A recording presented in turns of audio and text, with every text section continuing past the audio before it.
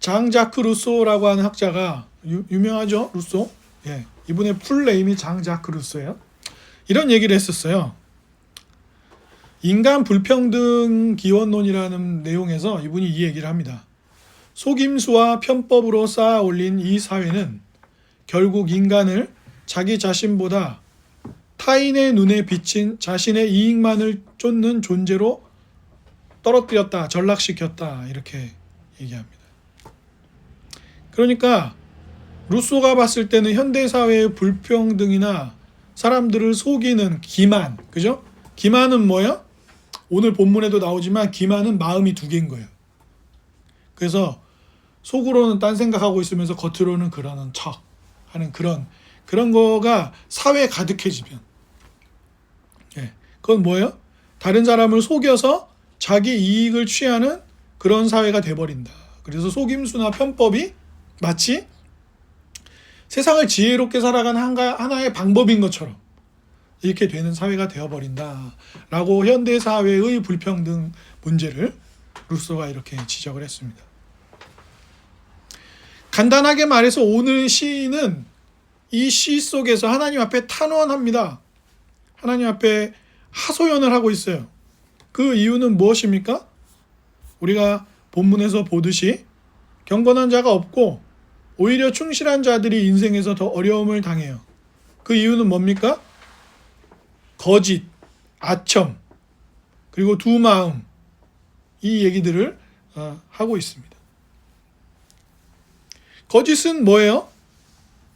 단순히 가짜 뉴스를 이야기하는 게 아닙니다. 가짜를 말한다는 건 무슨 얘기입니까? 책임을 안 진다는 거예요. 무책임한 거죠. 가짜 뉴스를 전하고도 그 일로 인해서 누군가의 명예나 삶이 짓밟히는데도 책임을 지지 않는 겁니다. 독재 시절에 다양한 사건들이 있었는데 그 사건이 나중에는 무죄로 밝혀졌지만 심각한 게 뭐냐면 당시에 남산에 끌려가고 이런 분들 중에 사형당한 분들이 있어요. 모여가지고 나라를 전복시키려고 했다고 가짜로 만들어가지고 얼마나 고문을 했겠어요. 가짜를 말하라고. 그래서 가짜 말해갖고 이 사람들을 30분 간격으로 그 당일에 그 판결 내리자마자 30분 간격으로 사형을 시켰습니다. 그게 대법원에서 결정한 일이었어요. 대법원에서 대법 판사들이, 가장 고위 판사들이 그 가짜 내용을 가지고 판결해서 사형을 시켰습니다. 무죄 판결이 내려졌지만 그분들은 그 젊은 나이에 다 돌아가 있어요. 누가 책임질 겁니까? 책임 안 져요. 그때 당시에 대법원에서 그 판결 내렸던 판사들 중에 처벌받은 사람 아무도 없어요. 그 사람들 이름 혹시 아십니까? 그 사건에서 관련된 뭐 인적당 사건이든 이런 거 관련돼서 사람들 가짜 간첩 만들고 나라를 전복하려고 그랬다 그러고, 그래서 사형시킨 그 젊은이들에게 그 판결을 내린 판사들의 이름을 지금 우리가 기억하냐 이거예요. 기억 못 하잖아요. 잘 알려지지도 않았습니다. 그러니까 뭐예요? 거짓말은 가짜일 뿐만 아니라 책임을 지지 않는 거예요. 무책임한 겁니다. 재심에서 무죄 판결 내려서 국가가 죄송합니다 하면 뭐하냐고. 죽은 사람을 살릴 수 있어요? 그 죽은 그 친구 자녀로 인하여 수십 년을 고통의 세월을 보낸 그분들에게 어떤 보상이 그 생명을 돌아오게 할 수가 있어요? 그러니까 무책임한 거예요. 지금 다윗은 그런 앞에 서 있는 것입니다. 거짓말이 횡행해요, 사회에. 근데 아무도 그 가짜에 책임지지 않습니다. 아첨이라고 쓰인 단어는 우리말로 하면 매끄러운이라는 형용사예요. 뭐예요? 아첨이 그러니까 뭐예요? 장어처럼 미끌미끌 위기를 대충 벗어나고 가짜를 막 말해서 아첨 떨죠. 아첨 떠는 게 뭐예요? 아첨, 아부 그런 게 뭐예요? 다 잘하고 계십니다. 옛날 간신들이 하는 일이 뭐예요? 왕의 눈과 귀를 가리고 실제로 백성들은 힘든데 막 왕한테 와가지고 뭐 나라가 잘 되고 있습니다. 뭐 왕께서 잘하고 계십니다. 거짓말하는 거죠. 그러니까 매끄럽잖아요. 뭐 걸리는 게 없잖아요. 문제가 될 게 없고 해결해야 될 일이 없으니까 어때요? 중독성이 있습니다. 이 아첨은. 그러니까 반드시 우매한 군주 옆에는 간신들이나 아첨꾼들이 자리를 다 차지하는 거예요. 위기가 왔는데 위기가 왔다고 말 못하게 하고, 위기가 있다고 말하려고 하는 충신은 제거해버리고, 자기들이 주변을 다 막아가지고 잘 되고 있다고 거짓말하는 거죠. 그렇죠? 그러면서 기만, 제가 아까 말씀드렸죠. 기만은 뭐예요? 두 마음이에요. 그래서 이게 심지어는 어떤 일이 생기냐면, 겉과 속이 자꾸 다르게 말을 하니까 자기 자신도 속여요. 자기 자신도. 문제가 있는데 아무 문제 없어. 괜찮아. 잘 될 거야. 뭐 어떻게 잘 될 거예요? 아무 근거가 없는데, 여러분 아침에 출근할 때 거울 보고 잘 될 거야. 나는 할 수 있어. 그럼 정말 다 할 수 있습니까? 다 잘 됩니까? 그거는 일종의 기만이에요. 그것도. 그러니까 그런 긍정적인 마인드를 가져서 도전해서 해낼 수 있는 영역이 있고 안 되는 것도 있죠. 그걸 어떻게 나라에 내란이 일어났는데 내가 아침에 거울 보고 어제 저녁에 내란이 일어났지만 잘 될 거야. 그러면 잘 됩니까? 그러니까 적용할 수 있는 영역이 있는 거고, 심리적으로 내가 좀 약하니까 그래도 난 용기를 내야지 하는 것과 영역은 전혀 다른 거죠. 근데 이게 심지어 이 기만이라는 건 마음이 두 개여서 자기도 속이는 거예요. 자기 자신도. 그래서 정신과에서 사용하는 정식 병명은 아닌데, 소설에 나왔던 비슷한 병명으로 알려진 게 있거든요. 리플리 증후군이라는 게 있어요. 그 원래 1950년대 소설에 나왔던 단어예요. 그 소설가가 쓴 말이에요. 리플리 증후군이라는 건 정신과 의사들이 이 사람은 리플리 증후군을 앓고 있습니다, 이렇게 쓰는 용어가 아닙니다. 그런데 이제 사회적으로 심리적으로는 일종의 한 상태를 규정하는 그런 용어가 되었죠. 그 리플리 증후군이 뭐예요? 사람들을 막 속이다 보니까 자기가 진짜 그런 줄 아는 거예요. 자기도. 자기조차도. 그죠? 그런 상태가 돼요. 그리고 뭐예요? 자랑한다는 건 뭐예요? 오늘 4절에 뭐라고 얘기했습니까? 그들이 말하기를, 뭐예요? 악인들이. 그러니까 그런 아첨 떨고 거짓말 잘하는 사람들이 뭐라 그래? 야, 우리 혀가 이길 거야. 입술이 우리 건데 누가 우리를 통제하냐? 하나님 어디 있어? 그러니까 앞선 시편과 11편에서도 악인들은 다 어떻게 해요? 하나님 어디 있어? 눈앞에 펼쳐진 현실이 전부지. 강한 자가 약한 자를 다 통제하는 거야. 강해지면 돼. 라는 식의 약육강식으로 가는 그런 삶을 얘기하는, 그러니까 악인들이 뭐라 하는 거야? 야, 우리 혀는 우리 거고 우리 입술은 우리 거고, 우리가 아첨을 떨든 거짓말을 하든 두 마음을 갖든 우리가 그거 가지고 잘 살아보겠다 이거야. 우리 욕망을 채워보겠다 이거야. 이런 현실 앞에 다윗이 있었던 거예요. 거짓말이 횡행하고 아첨으로 사람들의 눈과 귀를 가리면서 거기에 막 사람들이 중독돼 있죠. 왜냐하면 아첨도 자꾸 들으면 기분이 좋거든요. 그러니까 나쁜 놈들 옆에는 항상 아첨하는 애들이 있어요. 제가 봤을 때는 히틀러 옆에도 있었을 거예요. 우리 총통님 잘하십니다. 아주 지금 독일이 이제 잘 될 거예요. 이런 애가 분명히 있었을 거고, 그러니까 군주들 가운데 그러니까 우리나라 조선시대에도 똑똑한 왕들은 어떻게 합니까? 암행어사 보내는 거야. 암행어사. 네? 아니 왕이 전라도에 가볼 수가 있어요? 모르잖아요. 그럼 전라도 거기에 있는 전라도에 있는 최고 내가 파견한 신하가 잘하고 있는지 안 하고 있는지를 어떻게 알아요? 신하들이 나한테 전달 안 해주면 모르니까 신하들도 거짓말 할 수 있잖아요. 암행어사 보내는 거예요. 직통으로. 내 직속으로 암행어사 파견해가지고 똑똑하고 일 잘하는 애 보내가지고 다 조사시키고 백성들 어떻게 사는지 하고 왔는데 다 거짓말했습니다. 흉년이 들었고 막 백성들을 유린하고 있고 그놈이 이런 짓을 했고 뇌물을 먹었고 막 이런 거 하면 이제 왕이 어떻게 해요? 증거 다 확보해갖고 데리고 와. 탁 처벌하고 이렇게 하는 거죠. 그럼 신하들이 아이고 왕 속였다가는 큰일 나겠구나. 그러니까 암행어사 제도 같은 게, 감찰사 제도 같은 게 있는 거잖아요. 그죠? 그렇게 하는 거죠. 근데 현실은 너무 척박한 거예요. 그러니까 우리가 살면서 겪는 일들의 이 거짓, 아첨, 기만, 교만하게 하나님 없다는 듯이 말하고 그렇게 살아가는 사람들의 모든 현실은 뭐예요? 말의 부패죠. 말의 부패. 우리가 말의 부패라고 하는 현실 속에 살고 있어요. 그러니까 이거는 특정하게 다윗이나 특정한 누군가만의 이야기가 아니라 인류가 하나님을 떠나서 살아가게 된 이후에 모두 겪고 있는 고통입니다. 심지어 자기 스스로에게 이 말의 문제, 잘못된 말의 내용으로 자기 스스로를 힘들게 할 수도 있어요.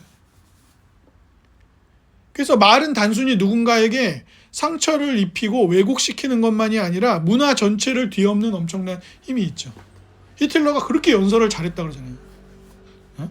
나중에 한번 유튜브 찾아보세요. 나와요. 좀 흔적들이 있어요. 하면서 뭐 말을 엄청 그러니까 사람들을 주목하게 원래는 다른 정치인들이 히틀러를 이용하려고 했던 거죠. 히틀러를 이용해서 정치를 하려고 했던 것들 오히려 히틀러에게 권력을 다 뺏겨가지고 이제 히틀러 나치당이 이렇게 이제 힘을 갖게 된 건데, 그렇잖아요. 그래서 예전에도 뭐 요즘도 그렇지 않아요? 유튜브 하는데 팔로워가 많아, 구독자가 많아. 그런 사람은 어떤 사람이에요? 자기의 그 전달하고자 하는 감정, 전달하고자 하는 내용을 잘 전달하는 사람, 그죠? 그리고 그건 대부분 뭘로 이루어져요? 언어로 이루어지죠. 그러니까 문화 전체를 뒤엎는 힘이 있어요. 외교는 뭐예요? 우리 국가의 이익을 위해서 다른 나라하고 의사소통을 잘 하는 거잖아요. 그럼 얼마나 감출 거는 잘 감추고 또 말을 포장을 잘하고 하느냐에 따라서 외교가 갈리는 거예요. 그죠? 그래서 강경화 전 외교부 장관이 그 얘기를 했어요.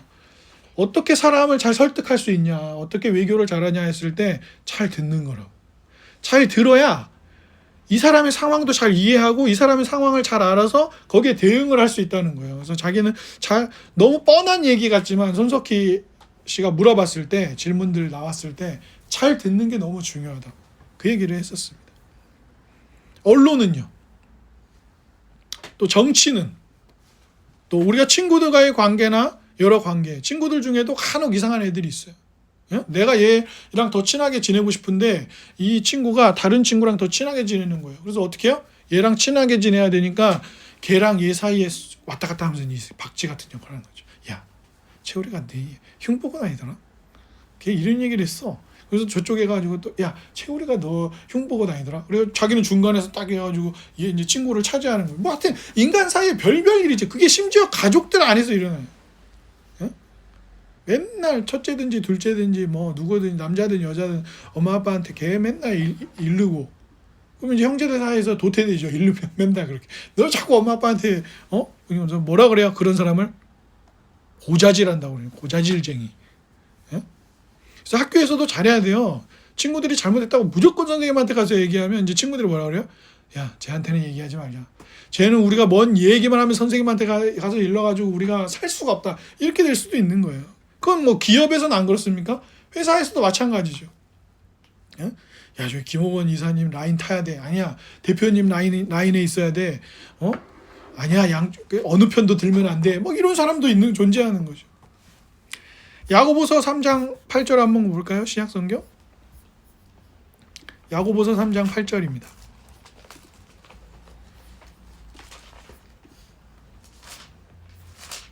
신약성경 뒷부분에 히브리서 뒤에 베드로전서 앞에 약이라고 돼 있어요. 약자로. 야고보서 3장 8절 한번 같이 보겠습니다.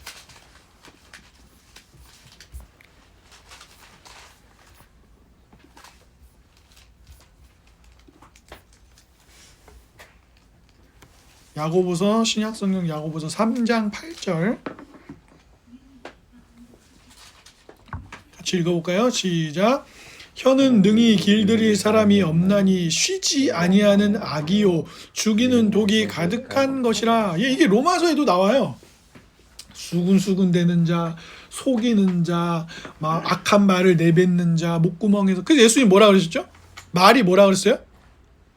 마음에 가득한 것을 입으로 내뱉는다는 거예요. 마음에 가득한 것을.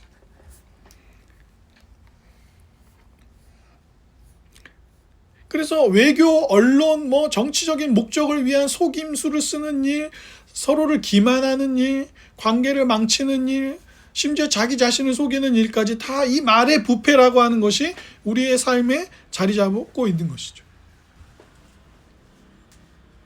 그래서 온갖 법을 만들잖아요. 그죠? 어떤 테두리 안에 있는 계약 같은 것들을 만들고 하면서도 그 계약을 또 잘 사회적으로 잘 만들기 위해서 법을 만들잖아요. 근데 법은 어떻죠? 법은 언제나 속도가 느리죠. 왜? AI가 발명이 돼야 AI 사용에 관한 법이 나올 거 아니에요. 그죠? 스마트폰이 나와야 스마트폰의 사용에 관한 법률들이 막 제정되고 통신법도 고쳐지고 그럴 거 아니에요. 그러니까 법은 항상 늦어요. 근데 늦고 이 법전이라고 말하는 형법, 민법의 법전은 점점 두꺼워집니다. 왜요? 물론 이제 없어지는 사문화되는 것도 있지만 새로 인류가 탄생하고 지나가면서 계속 새로운 것들이 생겨요. 앞으로는 이제 로봇 사용에 관한 법도 생길 거 아니에요, 그죠? 벌써 지금 테슬라 이게 나오잖아요, 걔 요리하고 그러네. 지금 이제 일론 머스크가 걔 팔겠다는 거 아니에요. 지금 가격대 맞춰가지고 가성비 맞춰서 걔를 팔겠다 이거예요. 이제 여러분 이제 행복해지실 거예요. 이제 걔 집에 들어오면은 걸레질, 뭐 빨래 합니다. 이제 걔가 해요. 예, 뭐 계란 후라이나 야 나 잠깐 누워서 유튜브나 보고 있을 테니까 너 계란 후라이나 해라 그러면 옛날 그 어린이들 봤던 만화에서 비리비리 예 채울님 제가 계란 후라이 하겠습니다. 뭐 써니 사이드업으로 해드릴까요? 뭐 반숙 완숙 뭘로 해드릴까요? 기름은 뭘 쓸까요? 그러면 야 이렇게 그러면 할 거 아니에요. 이제 물론 완벽하게 그게 갖춰지는 날까지는 거리도 좀 있고 지금 당장에 나오면야 자동차 처음 나올 때처럼 비싸겠지만 이제 언젠가 시간이 지나면 좀 성능이 약하더라도 그런 애들 다 있을 거예요. 지금 세탁기 뭐 냉장고 다 쓰고 그런 거 우리가 다 가전제품 쓰듯이 그런 애가 이제 생길 수도 있는 것이죠. 그러니까 뭐예요? 적당히 타협하게 돼요.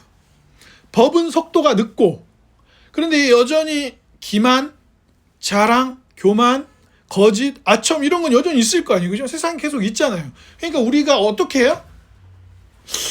이걸 내가 아주 안 하는 나만 잘 지키는 것도 쉽지가 않은데 그런 게 가득한 세상에서 사니까 우리가 어떻게 해요? 법도 늦게 만들어지고 그러면 이제 적당히 타협하게 되는 거예요. 예. 그래서 옛날 막 신앙의 선배들이 막 주의를 잘 지켜야 합니다. 막 그러면 다들 열심히 철저히 지키는 요즘은 이제 어떻게 해요? 1년을 딱 시작하면 이렇게 1년이 52주니까는 목사니까 어쩔 수 없지만 우리는 1년이 52주니까 적어도 10% 그러면 한 달 정도는 우리가 주일 빠질 수도 있지. 이걸 기본 마인드셋으로 장착한단 말이에요. 왜? 적당히 타협을 해야죠. 못 쉬니까 쉬어야 되고 또 아프면 쉴 수도 우리 진짜 아플 때는 어쩔 수 없고요. 네, 그죠? 그건 이제 신방을 가는 거죠. 그러니까 내가 이 거짓말을 어떻게 다 막아? 내가 어떻게 이 속임수들을 다 막아내? 내가 어떻게 이 아첨꾼들을 다 막아낼 수가 있어? 내가 어떻게 나의 교만함과 이 세상의 교만함을 다 막아? 그러니까 어떻게 해요? 적당히 타협하게 되는 거예요. 우리도 적당히 타협하면서 지내는 거예요. 그죠? 근데 이제 그 적당한 타협을 넘어서서 지금의 한국교회는 최근 조사에 의해서도 보면 신뢰도가 너무 떨어져 있는 거예요.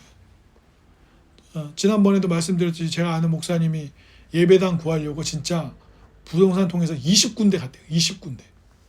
근데 15군데는 딱 전화 받고 상황이 맞으니까 금액도 맞으니까 사장님 그 건물주한테 전화하는데 교회란 말 듣고 무조건 no. 15군데. 그럼 나머지도 4-5군데만 가본 거예요. 겨우. 근데 그 4-5군데가 어떤 곳이겠어요?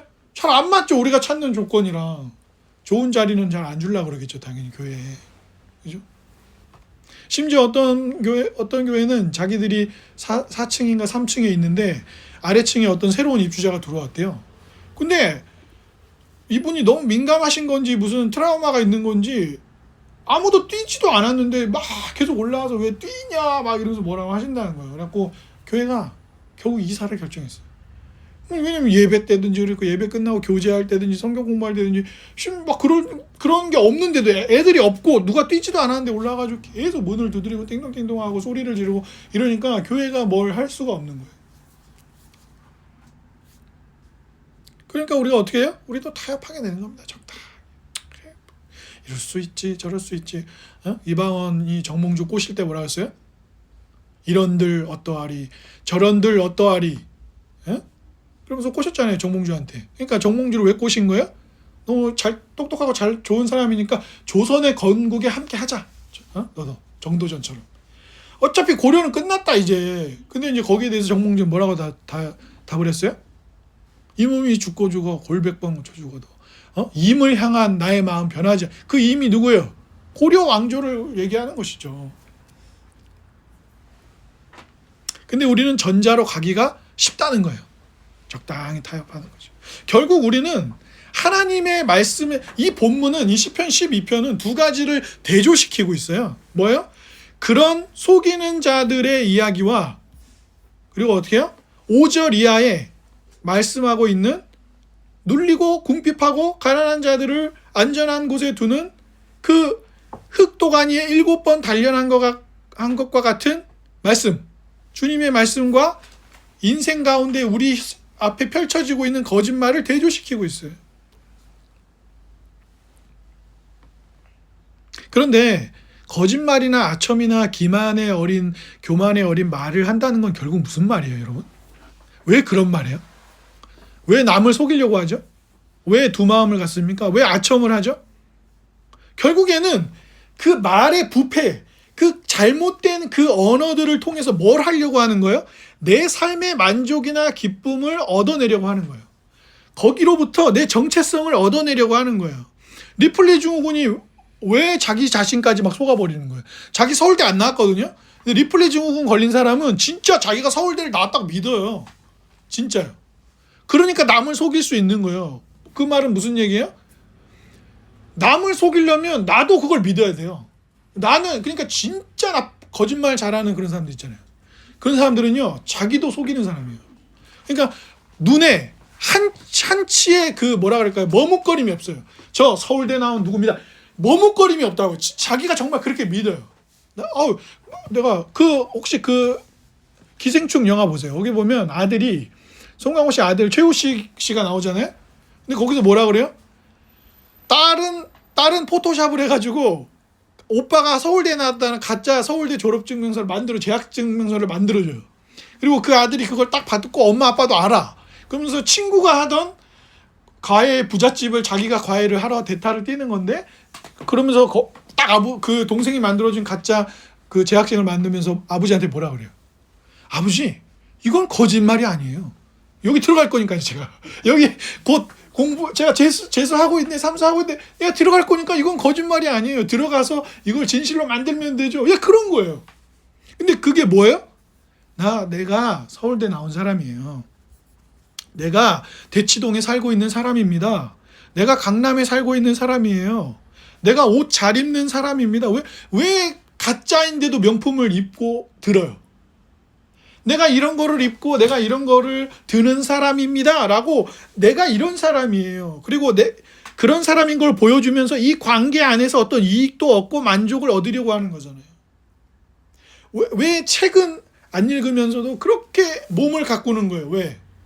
물론 이유는 다 있죠. 건강을 위해서, 멋진 몸매를 위해서, 또 마음에 드는 옷을 마음껏 입을 수 있으니까 라고 할 수 있지만, 결국에는 사람들에게 내가 이런 사람입니다. 그리고 내가 이것으로 기쁨과 즐거움을 얻고 싶은 거죠.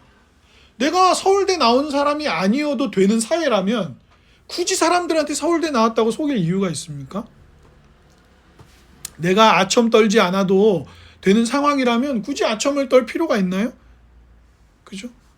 그러니까 거기서 내가 누구인지를 보여주고 싶고, 그것을 통해서 어떤 이익을 얻고자 하는 거예요. 나의 다양한 욕망을 이루고 싶은 거죠. 그것들을 통해서. 거짓된 말들과 부패한 말을 통해서 그걸 얻고 싶은 거예요. 그러니까 그걸 용인해주는 사회는 무너지는 거죠. 가짜 학력 위조, 논문 대필, 그런 것들을 용인해주는 사회는 어떤 사회가 되는 거예요? 신뢰가 상실되고 무너지는 사회가 되는 겁니다. 그리고 루소는 그걸 지적한 거예요. 불평등이 있는데 불평등에 침묵합니다. 쿠팡 사태가 터졌고 노동자가 죽었고, 그 노동자의 죽음을 알리지 않기 위해서 CCTV를 삭제시키라고 그러고 그 사람이 일한 기록을 지우라고 말해요. 그리고 잠깐이라도 앉아서 쉬는 CCTV 내용이 있으면 그것만 찾으라고 합니다. 그게 뭐예요? 그게 그렇게 하는 거예요. 그래서 지금 제 주변에도 쿠팡을 탈퇴하는 분들이 많아요. 왜? 그 사람들이 악을 저지르는데 내가 이걸 계속 사용한다는 건 그 사람들이 돈 벌어주는 거거든요. 그러니까 내가 좀 불편하고 새벽 배송 안 되더라도 나가겠다 이거예요. 나 쿠팡 안 쓰겠다 이거예요. 근데 쿠팡은 뭘 기다려요? 결국에 돌아올 거잖아. 야, 지금 대한민국에서 영국 프리미어 리그 축구 중계권을 쿠팡이 갖고 있어요. 그러면 영국 프리미어 리그 축구를 한국에서 보고 싶으면 쿠팡 구독을 해야 돼요. 그냥 구독을 하는 게 아니라 스포츠 패스라는 9,900원짜리 패스를 끊어야 돼요. 쿠팡 안에서 따로 또. 그래야 스포츠를 볼 수 있어요. 그럼 프리미어 리그 보고 싶으면 다른 대안이 없어요. 우리가 이렇게 할 건데 야 너네 새벽 배송 받고 싶잖아. 그리고 쿠팡이 어떤 나쁜 짓을 했냐면 모든 업체들한테 쿠팡에서만 100원이라도 싸게 팔라고 압력을 넣은 거예요. 그래서 쿠팡이 최저가로 팔 수 있도록. 그 대신 이 기업들은 손해볼 수 있는데 손해보더라도 우리한테는 최저가로 제공해. 안 그러면 우리 쿠팡에 못 들어와 너네. 이렇게 한 거예요. 그런 악을 저지르고 있는 거예요. 말로 속이는 거예요. 사람들 안 그랬어요. 쿠팡이 안 그랬어요. 정부가 시키는 대로 했어요. 국정원이 시키는 대로 했고 우리는 잘못이 없어요. 그래서 국정원이 열받아서 지금 고소했잖아요. 쿠팡을. 국정원은 그런 거 말한 적도 없고 시킨 적도 없는데 막 무슨 국정원이 이걸 하라고 해서 자기네가 했다고 거짓말하는 거예요. 그러니까 이런 거짓이 횡행해지는 세상이 되면 서로 개인과 공동체 모두 안에 어떤 게 기다려요? 허무한 비참한 결과만이 우리를 기다리고 있는 거예요. 사회 신뢰가 다 무너져 버리는 거예요. 요즘에는 이제 슬슬 일본에도 좀 큰 택배 같은 거 있잖아요. 가구 이런 거는 누가 와서 훔쳐가기가 그걸 들고 가야 되는데 그걸 어렵잖아요. 그러니까 요즘 일본도 보니까 제가 요즘 일본에 사시는 분들 이렇게 직장생활 하시는 분들 보니까 큰 물건이나 이런 거는 이제 집 앞에 두고 가더라고요. 그러니까 일본도 슬슬 이제 일본 안에서도 배달이 더 잘 되고 택배가 잘 되려면 작은 거나 그런 거는 스마트폰 이런 거는 무게가 덜 나가면서도 박스가 작으니까 와서 들고 가면 훔쳐가잖아요. 근데 이런 거 뭐 큰 거 막 이런 거 저런 나무 큰 거 이런 거는 이게 가져가기 힘드니까 그냥 이제 집 앞에 놔주더라고요.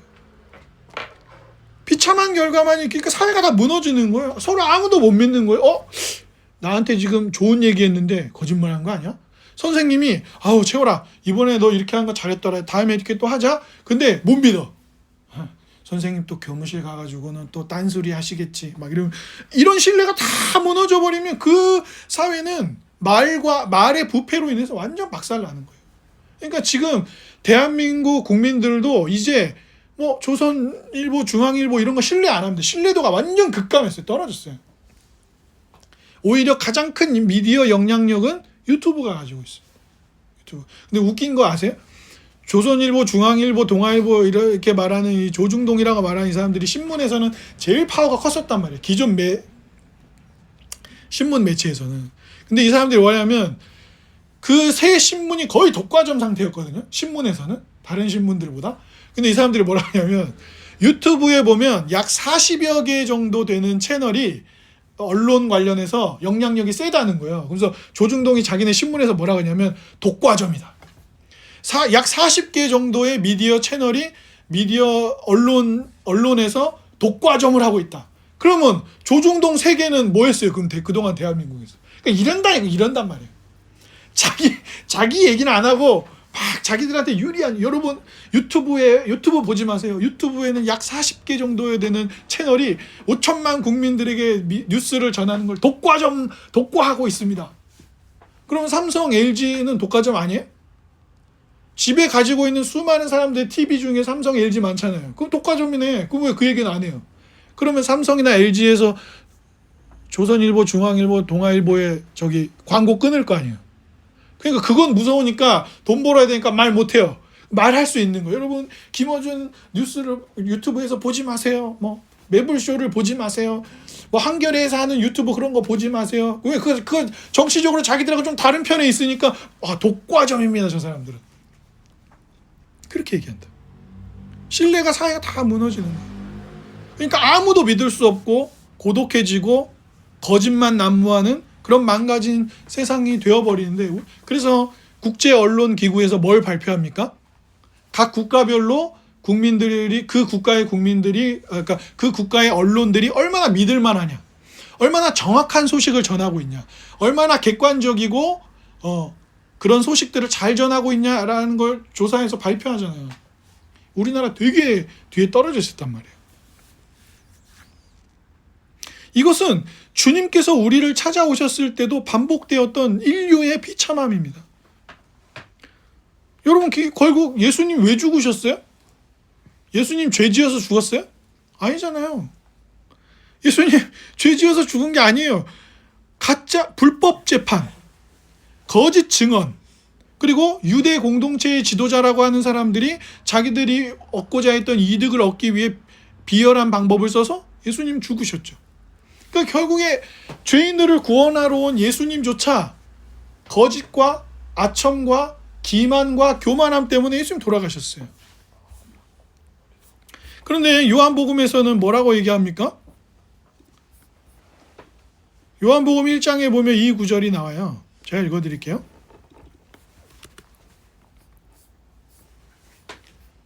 말씀이 육신이 되어 우리 가운데 거하심에 우리가 그의 영광을 보니 아버지의 독생자의 영광이요 은혜와 진리가 충만하더라.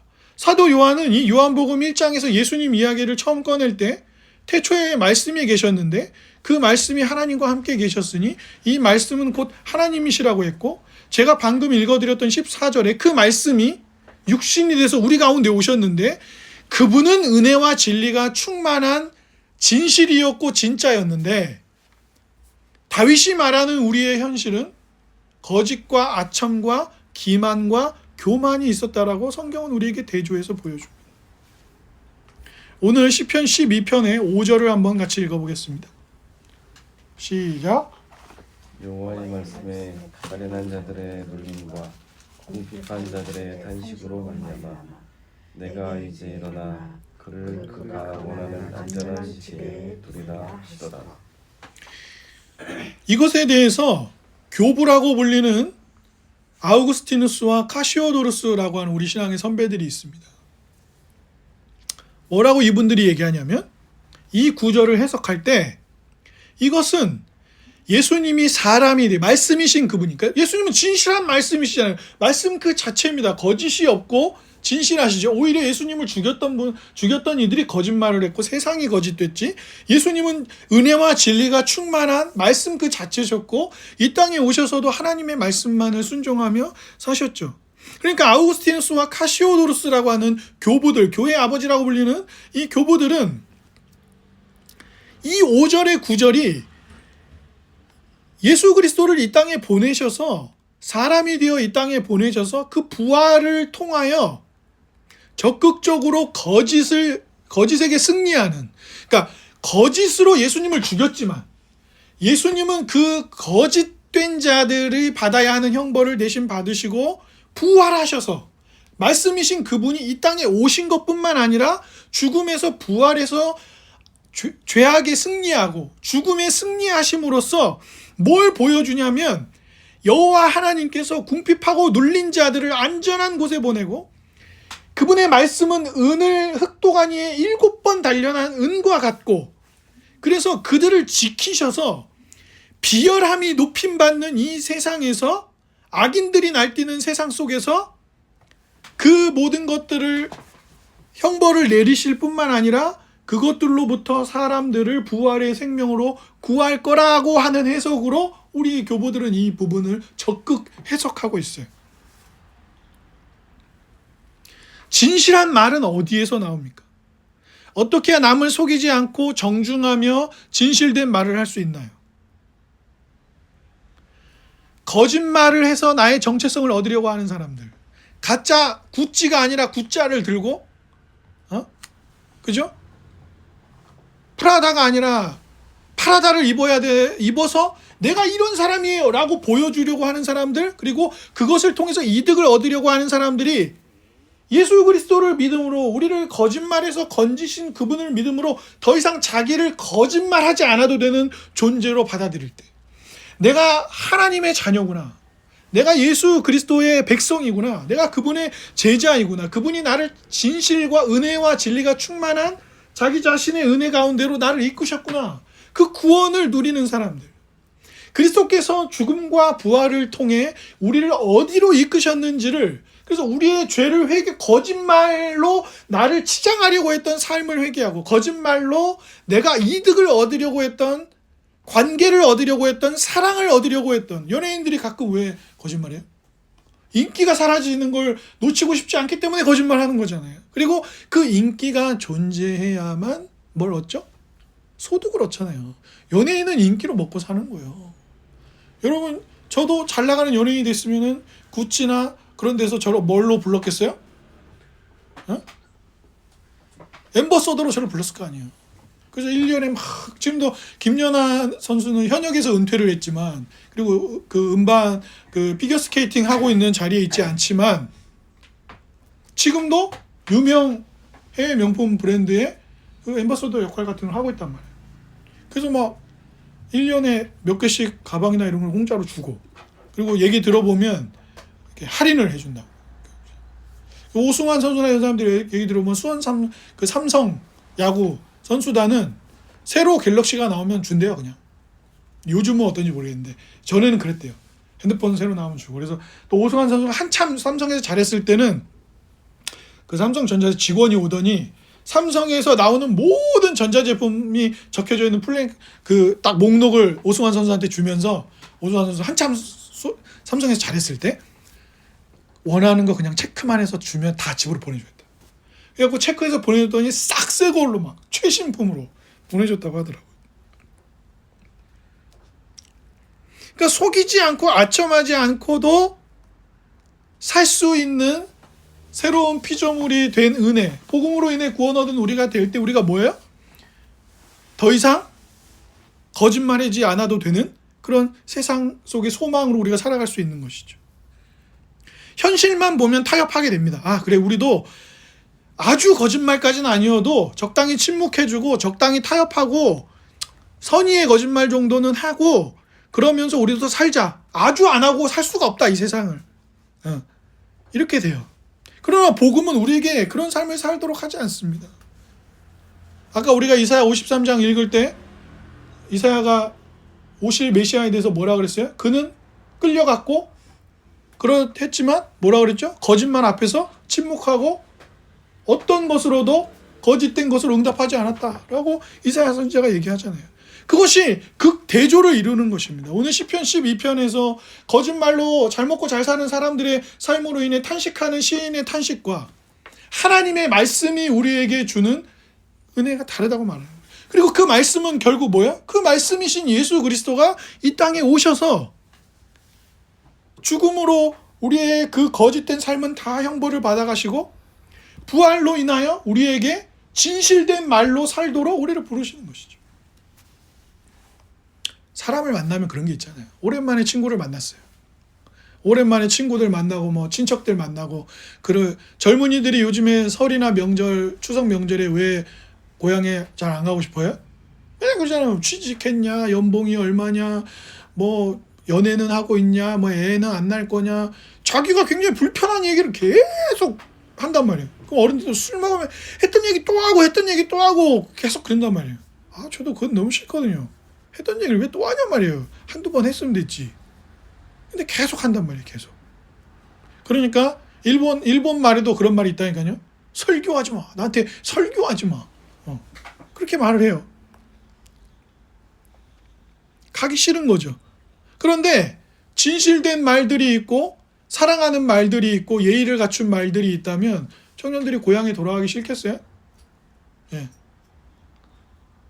그렇지 않을 거란 말이죠. 그 진실된 말은 뭐예요? 나를 감추고 속이고 아첨하지 않아도 되는 내 자신일 때 그럴 수 있는 거잖아요. 누가 저보고 김병도 목사는 뭐 이렇고 저렇고 저의 현실에 대해서 막 얘기를 해요. 마음에 좋지는 않겠죠. 근데 예, 맞습니다. 그게 제 현실이고 그게 지금 맞아요. 라고 인정해도 될 수 있는 상태는 뭐예요? 그래도 주님이 저를 버립니까? 그렇다고? 주님의 자녀가 아닙니까 제가? 주님이 나를 위해 죽으시고 부활하신 그 은혜가 사라집니까? 안 사라져요. 그때 우리는 진실을 얘기할 수 있는 거예요. 만약에 제가 잘못한 사실에 대해서 누가 얘기해 준다면 맞습니다. 그 말이 맞고 제가 잘못했습니다. 인정해도 되는 존재. 주님이 그래도 우리를 떠나시거나 버리지 않는단 말이에요. 만약에 예수님이 마지막에 하늘로 승천하실 때 약속 제자들한테서 구름 타고 올라가실 때 그때 예수님이 세상 끝날까지 너희와 세상 땅끝까지 가서 복음 전해라. 세상 끝날까지 너희와 함께 있겠다. 근데 거기다 단 조건을 붙여요. 전도 많이 못하고 베드로처럼 자꾸 말 막하고 그 사람들 때리고 막말하고 욕하고 성격 안 좋고 100명 이상 전도 못하면 사도에서 나가리다 그러면서 올라가셨어요? 아니요. 뭐 돈 주고 명예 주고 뭐 이런 것도 약속 안 하셨지만 세상 끝날까지 함께 있을게. 그 얘기는 우리가 아름답게 말씀으로 받아들일 땐 뭐예요? 야, 뭐가 잘 안 돼도 넘어져도 실패해도 안 버려 나 너. 야, 내가 너를 어떻게 구원했는데 내가 널 버리냐? 내가 너를 위해서 나를 내어줬잖아. 나보다 더 중요한 게 있어 너에게? 그러면 우리는 그때는 팔에 감고 굿자를 차고 파라다를 입고 그렇지 않아도 사람들 앞에 당당히 서서 부끄러운 건 부끄럽다고 고백하고 못한 거는 못했다고 말하고 그래도 주님 앞에 살아갈 수 있단 말이에요. 굳이 막 어디 교회 가가지고 제가 여러분이 뻔히 저와 여러분 사정 우리가 이 교회 사정 안 돼 어디 가고 제가 함께 저가는 교회 목사입니다. 저희가 교회 한 500명 정도 돼요. 막 이러고 다니지 않아도 괜찮단 말이에요. 예, 우리 주일날 5명 모여서 예배합니다. 한두 명 빠지면 3명 예배할 때도 있어요. 예, 솔직하게 얘기하면 되잖아요. 못 하고 있는 걸 굳이 막 어차피 그 최우식처럼 500명 될 거니까 500명 만들면 되잖아요. 500명입니다. 거짓말하고. 우리 교회에서 한 달에 제 생활비를 한 500씩 줍니다. 500씩 주고 막 법인카드도 주면 그렇게 거짓말하지 않아도 된단 말이에요. 어떤 멋진 옷을 입고 나를 꾸미지 않아도 되고 그렇지 않아도 된단 말이에요. 그러니 사랑하는 여러분, 세상에 나가면 한숨이 나오죠. 거짓말이 횡행하고 가짜 뉴스가 퍼져 있고 심지어 AI도 사기를 칩니다. 제가 AI한테 최근에 어떤 교회에서 일어난 일을 물어봤더니 막 그 교회 담임 목사님이 사임을 했습니다. 뭐 그 교회 뭐 원로 목사님이 병원에 입원을 했습니다. 뭐 이게 전 진짜인 줄 알았어요.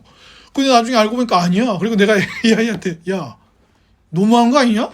없는 얘기를 이렇게 막 그러니까 죄송합니다. 제가 확인을 하지 못하고 변명을 5만 가지를 하는데 뭐 이미 틀렸는데 어떻게? 네? 그래서 제가 이제 조건을 붙여놨어요. 확인되지 않은 사실. 검색을 했는데 네가 모르는 거는 그냥 모른다고 하라고. 그랬더니 그 뒤로 조금 나아졌어요. 이 부분은 뭐 제가 잘 모른다든가 이 부분은 정확히 출처를 확인했다든가 그런 표기들을 좀 하더라고요. 사랑하는 여러분, 교회 안에서나 밖에서나 우리가 진실하게 살아갈 수 있는 이유는 한 가지입니다. 진실하신 그분이 거짓된 이 땅에 오셔서 진실로 사셨고 우리를 진실 가운데로 구원하신 은혜가 있기 때문이에요. 그러니까 우리는 다른 것 때문이 아니라 우리 구주 예수 그리스도 때문에 거짓말 안 합니다. 그리스도 때문에 아첨을 하지 않아요. 격려를 해주죠. 그리스도 때문에 자기를 속이지 않아요. 내가 뭐 어느 정도 배가 나왔으면 배가 나온 게 나죠. 배가 자꾸 안 나왔다고 할 필요도 없고 몸무게를 속일 필요도 없는 것입니다. 운동을 열심히 하고 또 그러면 되고요. 현실만 바라보면서 복수나 적당한 타협이 답이다 라고 판단하지 않고 복음이 우리에게 주는 기쁨과 진실 안에서 진실함으로 살아갈 수 있는 우리가 다 되기를 주님의 이름으로 축복합니다. 진실하게 살아야지라고 말하는 것이 아니라 주님 바라볼 때 주님이 나를 위해서 행하신 일을 볼 때 진실할 이유가 있는 진실 그 자체셨고 진실로 우리를 부르신 그분을 늘 의지할 때 그렇게 살아갈 수 있기를 주님의 이름으로 축복합니다. 아멘.